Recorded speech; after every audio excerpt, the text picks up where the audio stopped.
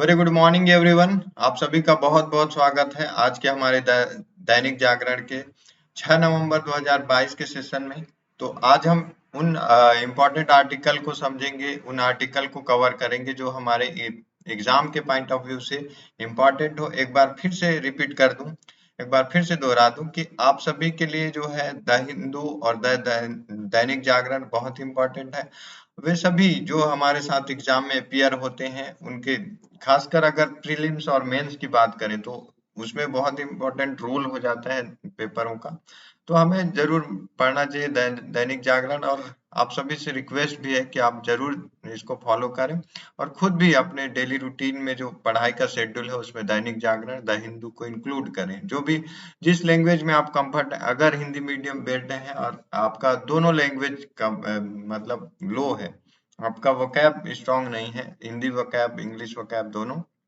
Vocab कहने का मतलब है कि हिंदी में जब आप आंसर राइटिंग करते हैं तो शब्द नहीं आते, तो वो शब्द जो है अगर आप दैनिक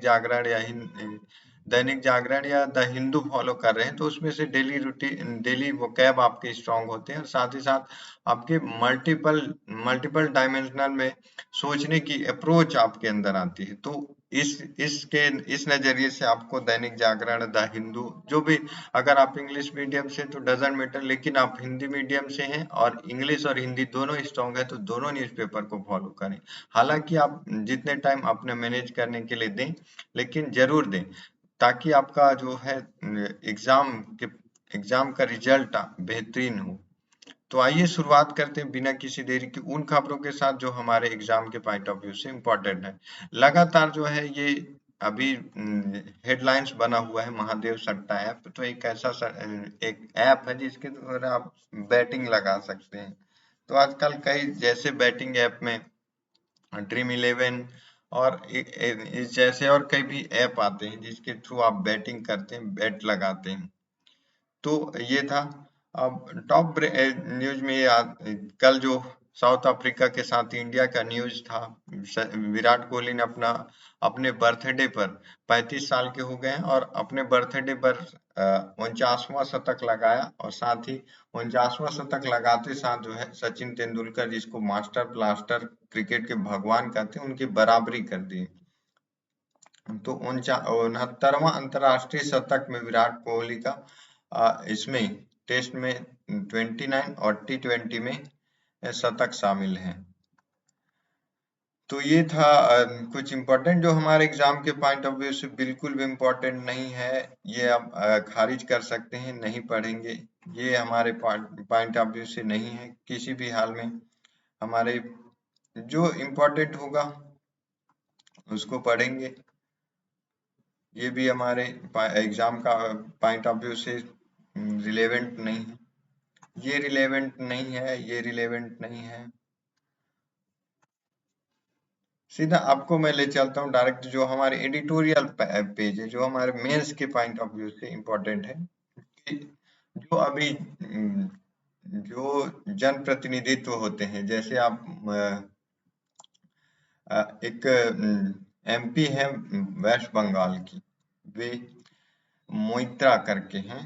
तो उनको जो है उन पर आरोप लगा है कि उन्होंने पैसा लेकर किसी पार्टी उससे पैसा लेकर सवाल पूछने का काम करते थे। तो क्या वे जो है जनप्रतिनिधि, जो आम जनता जिसको अपनी उम्मीदों के लिए, अपने हितों के संरक्षण के लिए संसद में भेजती है, तो वे क्या अपना जो हितों का आम लोगों के, आम जनता के हितों का संरक्षण कर पा रहे हैं कि नहीं।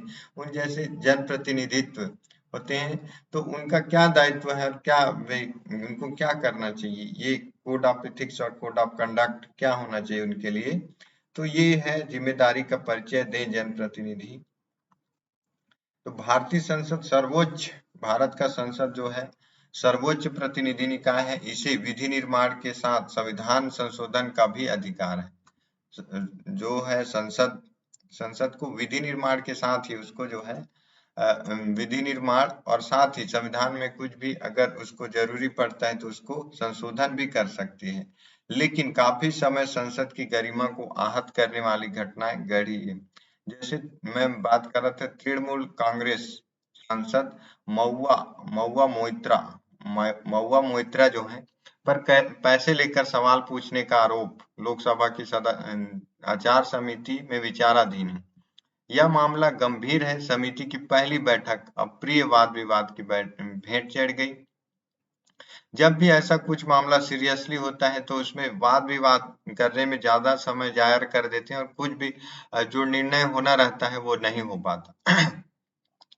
तो संसदीय गरिमा के अवमूल्यन का यह पहला मामला नहीं है। पीवी नरसिम्हा राव की सरकार के समय झारखंड मुक्ति मोर्चा यानी झामुमो के सांसद पर सरकार के खिलाफ अविश्वास प्रस्ताव के विरुद्ध वोट के लिए रिश्वत लेने के आरोप में लगे थे।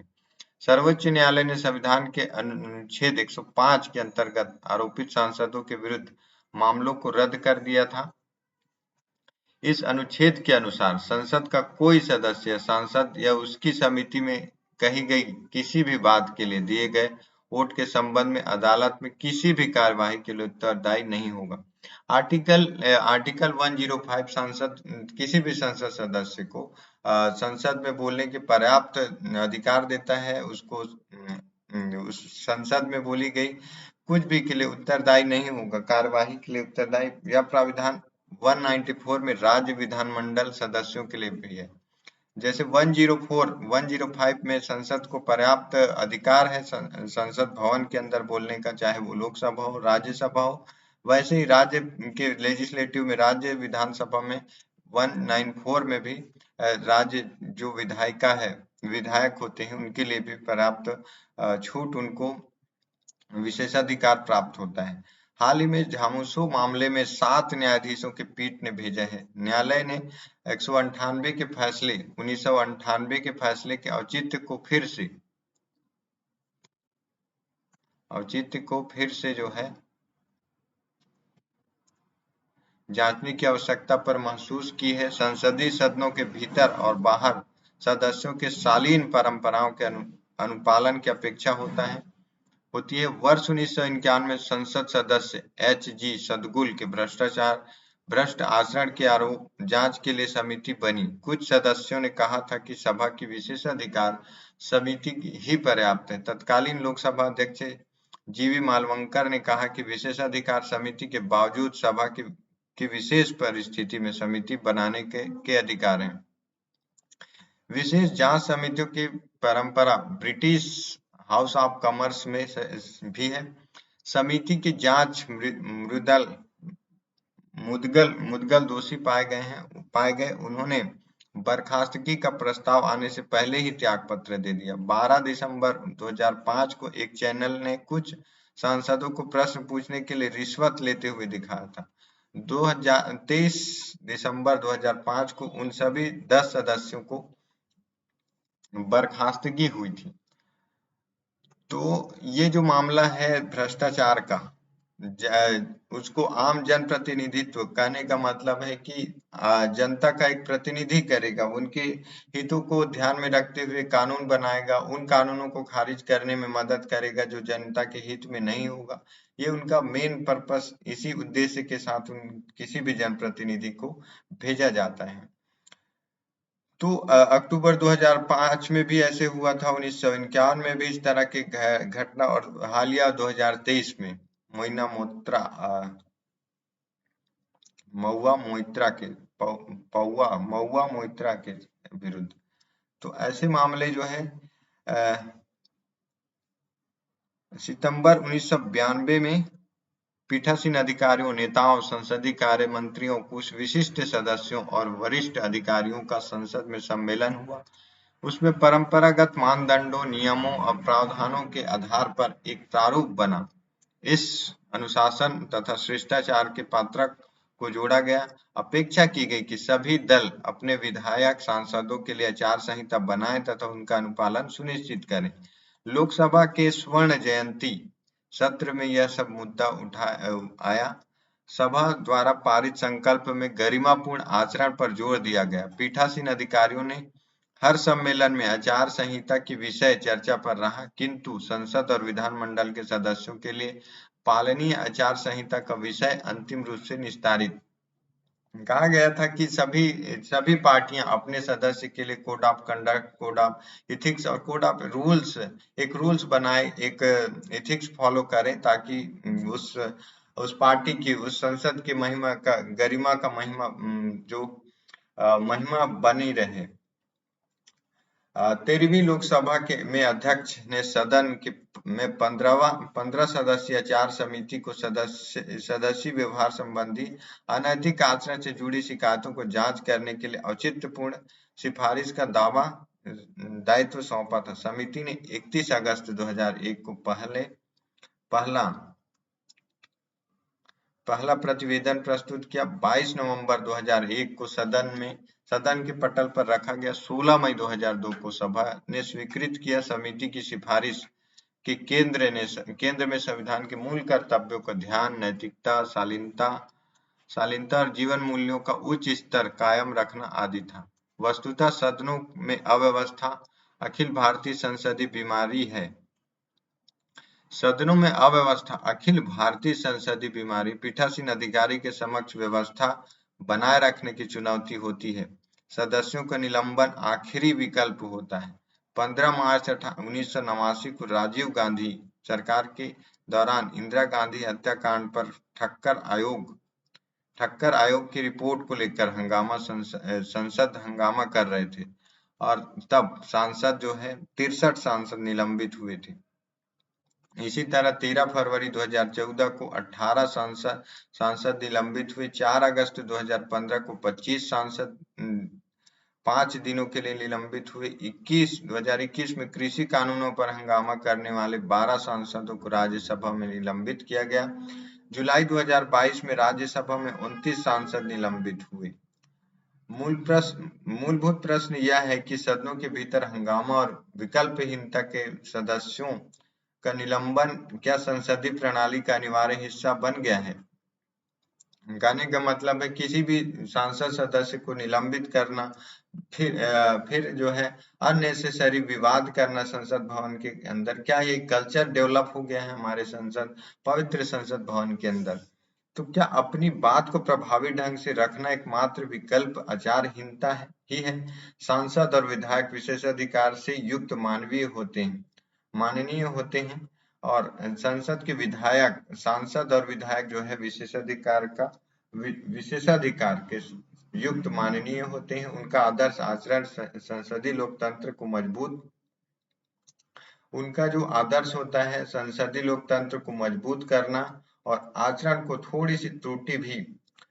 की थोड़ी सी भी त्रुटि आम जनों को संसदीय व्यवस्था से निराशा करती है। संसदीय व्यवस्था से जुड़े महानुभाव संयक चिंतन करें।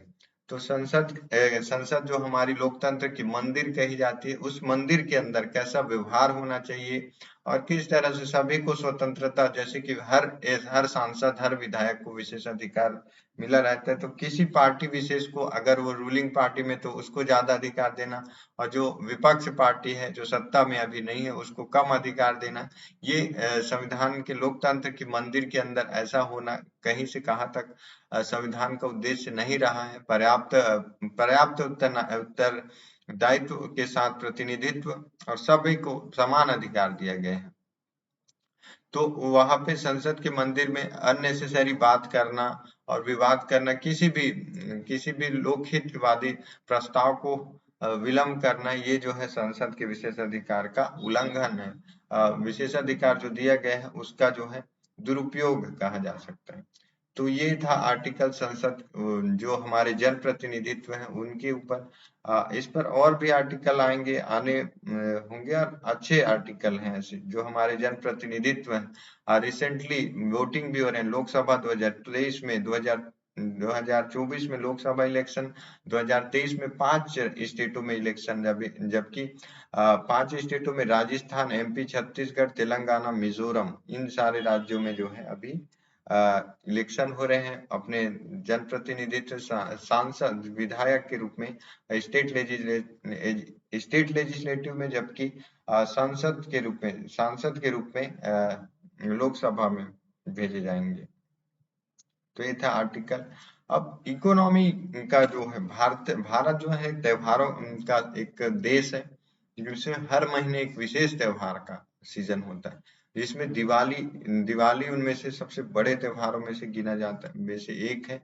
तो दिवाली में हर भारतीय जो है नई चीजें अपने घरों को सजाने, अपने घर को सजाने, अपने लिए कपड़े, साथ ही साथ दिवाली के पटाखे, इन सारे चीजों का खरीदारी करता है, सोना खरीदता है। तो उनमें जो है बाजारों में एक हलचल दिखाई देती है, बाजार तेजी से ग्रो करता है, उसमें डिमांड बढ़ जाती है, उसकी सप्लाई में भी बढ़ोतरी होती है। तो ऐसे में क्या है कि इकोनॉमी जनरेट होता है, रोजगार लोगों को मिलता है, बाजार में मार्केट में पैसा आता है। तो इससे जो है इन्फ्लेशन बना मेंटेन रहता है, और जो समृद्धि है, पर ह्यूमन कैपिटा इनकम जो है वो भी बरकरार रहती है, बना रहता है, इकोनॉमी एक्टिविटी बैलेंस रहता है। तो हाल ही में केंद्रीय वाणिज्य मंत्रालय ने भारत चीन व्यापार पर अप्रैल सितंबर 2023 की रिपोर्ट प्रकाशित की। इनमें से देश के त्योहारी बाजारों में स्वदेशी उत्पादों को बढ़ने और चीन से आयातित उत्पादों के घटने का सुकून देने वाली परिदृश्य दिखाई दे रहा है।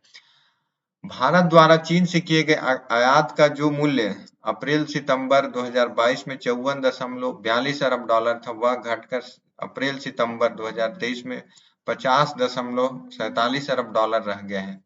इसमें अप्रैल सितंबर के आयात का विशेष उल्लेखनीय इसलिए किया गया है क्योंकि रक्षा बंधन से शुरू होकर दिवाली तक विभिन्न त्योहारों के लिए देश में विभिन्न मुख्य रूप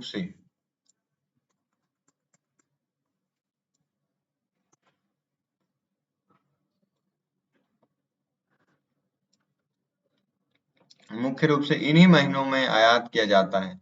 दिवाली, रक्षाबंधन ये मेन त्योहार माने जाते हैं हिंदुइज्म के। हाल ही में प्रधानमंत्री नरेंद्र मोदी ने अपने रेडियो कार्यक्रम मन की बात में कहा कि इस बार त्योहारों पर हम अपने ऐसे उत्पाद खरीदें जिनमें देशवासियों के पसीने की महक हो, देश की युवाओं की प्रतिभा हो। अपने खरीदारों को सिर्फ दिए खरीदने या छोटे दुकानदारों में सामान लेने तक सीमित न रखें, बल्कि जीवन की विभिन्न बड़ी जरूरतों के लिए भी देश में निर्मित विभिन्न सामानों की खरीद तक विस्तारित करें, ताकि इससे मेक इन इंडिया को बढ़ावा मिल सके। वोकल फॉर लोकल के मंत्र में भी ने भी बड़ी संख्या में लोगों को प्रेरित करके उनकी भागीदारी के रुझान को बदला है। इससे शहरों से गांव तक स्वदेशी सामान की खरीदारी में जोर उछाल आया है। 10 साल पहले देश में जहां खादी उत्पादों की बिक्री 30,000 करोड़ रुपए से भी कम थी, वहीं आज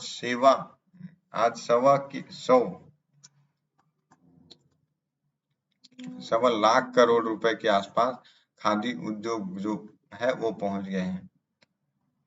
खादी की बिक्री, प्रधानमंत्री नरेंद्र मोदी जी ने लगातार स्थानीय उत्पादों के उपयोग पर जोर देते रहे, खासतौर पर जैसे जैसे चीन की भारत के खिलाफ आक्रामकता सामने आई है, वैसे वैसे प्रधानमंत्री के भाषणों के माध्यम से देश में स्थानीय उत्पादों के उपयोग की लहर बढ़ती गई है। वर्ष 2019 से लेकर अब तक चीन से तनाव के कारण देश भर में चीनी सामानों के बहिष्कार और सरकार द्वारा टिकटॉक सहित विभिन्न चीनी ऐप पर प्रतिबंध, चीनी सामानों के आयात पर नियंत्रण, क्वालिटी कंट्रोल नियम की सख्त करने, सरकारी विभागों में चीनी उत्पादों की जगह यथासंभव स्थानीय उत्पादों के उपयोग,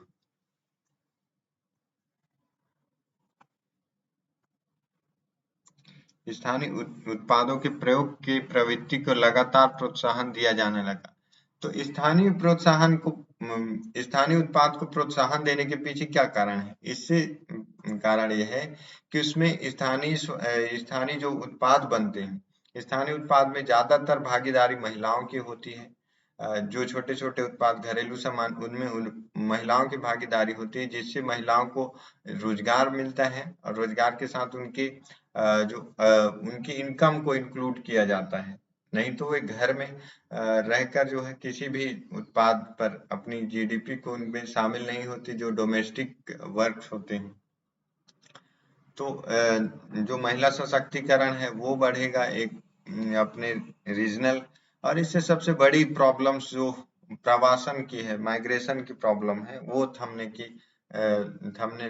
की कोशिश करेगी। प्रोत्साहन दिए जाने से देश के त्योहारी बाजारों में चीन के सामानों की मांग में कमी आई है। वहीं प्रधानमंत्री नरेंद्र मोदी द्वारा बार-बार स्थानीय अवस्था का समर्थन करने से त्योहारों पर स्थानीय उत्पादों की खरीद पहले की तुलना में तेजी से बढ़ी है। उन्होंने कहा, निसंदेह अब वह समय बीता हुआ दिखाई दे रहा है जब प्रति वर्ष त्योहारों के सीजन में देश के बाजारों की दुकानों में केवल सस्ते और आकर्षक चीनी सामानों से भर जाती थी और भारतीय उत्पादक नदारद हो जाते थे। पिछले दिनों रक्षाबंधन, जन्माष्टमी, गणेश चतुर्थी, नवरात्रि और दशहरा से हमारे स्थानीय कारोबारों पर निर्मित हस्तशिल्प राखियों, श्री कृष्ण गणमूर्ति, गणपति, माँ दुर्गा की मूर्तियां और रावण के पुतला की धूम रही है। अब दिवाली में भी पूजा और गृह सज्जा के लिए स्थानीय सामानों की मांग की जा रही है। व्यापारियों द्वारा भी बाजार में चीनी सामानों के स्थान पर भारतीय सामान को पर्याप्त मात्रा में बेचने की कोशिश दिखाई दे रही है। वहां confederation of all India traders CAIT द्वारा इस वर्ष भी त्योहारी सीजन में चीनी वस्तुओं के बहिष्कार का देशव्यापी अभियान चलाया गया है। कैट के मुताबिक रक्षा उत्पादन से शुरू होकर दिवाली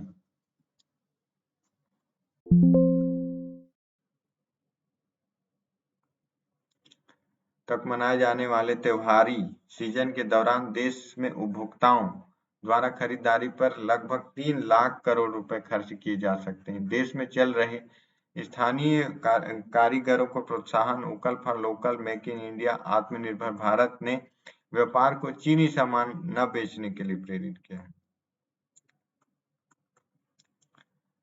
और पिछले साल चीन उत्पादों के बहिष्कार के कारण चीन को 75 करोड़ रुपए जो है नुकसान हुआ था। इस बार उसका लगभग 1 करोड़ के नुकसान का अनुमान है।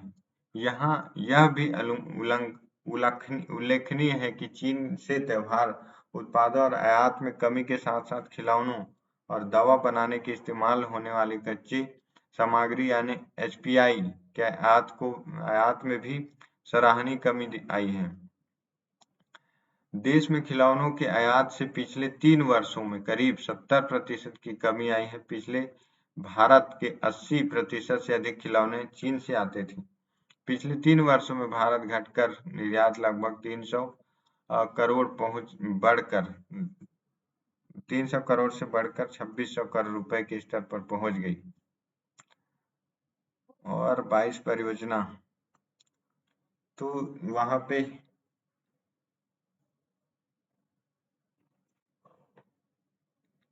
कहा जा रहा है कि प्रवासन को रोका जा सकता है। एक डिस्ट्रिक्ट वन प्रोडक्ट को प्रोत्साहन देने से उस जिले की, उस कस्बे की, उस गांव की जो है माइग्रेशन रुकेगी और रोजगार क्रिएशन हो पाएगा। तो ये आर्टिकल भी बहुत इंपॉर्टेंट है हमारे एग्जाम के पॉइंट ऑफ व्यू से। अब हम देखते हैं, ज्यादा इंपॉर्टेंट न्यूज है नहीं आज वैसे।